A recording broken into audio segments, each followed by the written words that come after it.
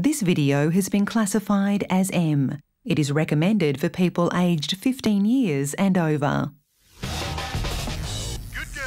I love a good stealth game, Hex. There's just such a thrill in pulling off the perfect sneaky mission without getting seen once, and I tend to get a bit obsessive about it. Yeah, it definitely turns you into a predator, doesn't it? Hiding in the dark and stalking your prey. Mark of the Ninja is brought to us by the makers of Shank, and it does everything it can to make you feel like a ninja. For centuries we have stayed hidden. We shunned the modern world and its jackals. But today, our enemies have found us. You play a ninja whose dojo is attacked by a military force. You also carry the Mark of the Ninja, a mysterious toxin which is administered by a tattoo procedure that imbues you with near-magical ninja powers. This, however, will also be your undoing, because no one can take the Mark of the Ninja without descending into madness and agreeing to honorably end your own life at the end of your mission. This game has style, and the animated cutscenes are especially good. But don't let its 2D exterior fool you, this is a proper stealth game. If you get busted and don't break line of sight in time, it'll mean your death by just a few bullets, or in the case of snipers, just one. Your objective is to stick to the shadows, making your way through dark levels in search of keys and objects to progress to the next area.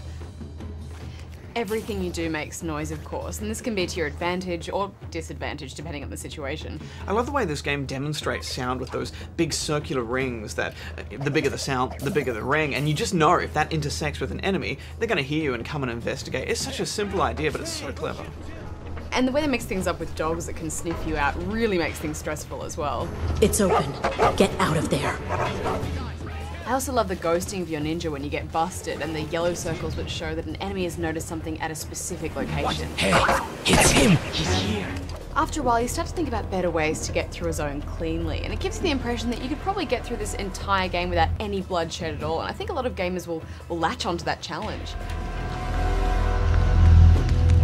I don't see anything. And the best part is this game encourages you to be stealthy and go down the non-lethal route. You can be the type of ninja you want to be, and Hex, every time I got busted and I saw my points falling, I just felt like a failure. A true ninja never gets seen. Yeah, plus going head-on into a fight is a bit clumsy. You feel weak, but still capable, which I think is the perfect mix for this kind of game.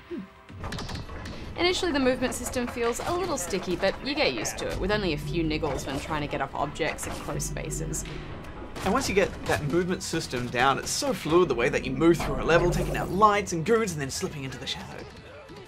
Oh, and I love a platform that lets you climb every wall and then sneak a peek through doors and grates before heading through stealthily, always stealthily. And once you start upgrading your abilities, it gets even better because you can do things like drop-down attacks. Occasionally, when you're out exploring, you'll come across a puzzle room, and these are a nice break from the stealthing, even though they're not that challenging. And there's also a good set of ninja tools at your disposal, from spike traps to ravenous bugs, which send nearby enemies flailing in panic and confusion.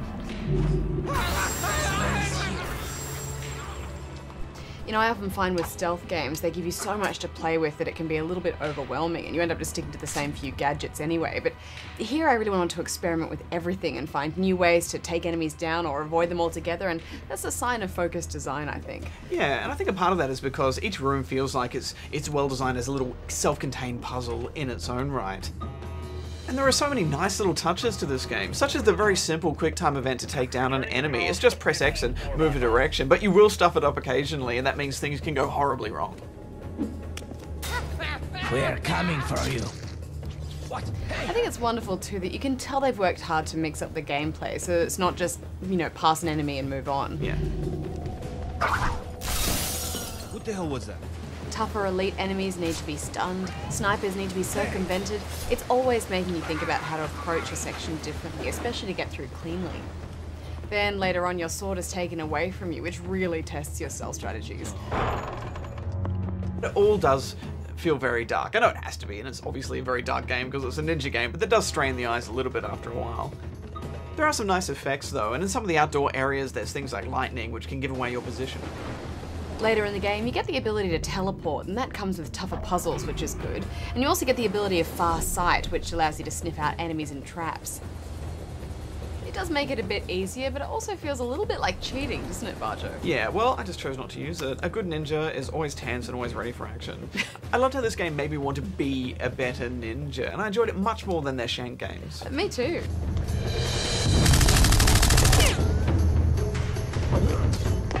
I love this, I'm giving it 9 out of 10. It's 8 from me.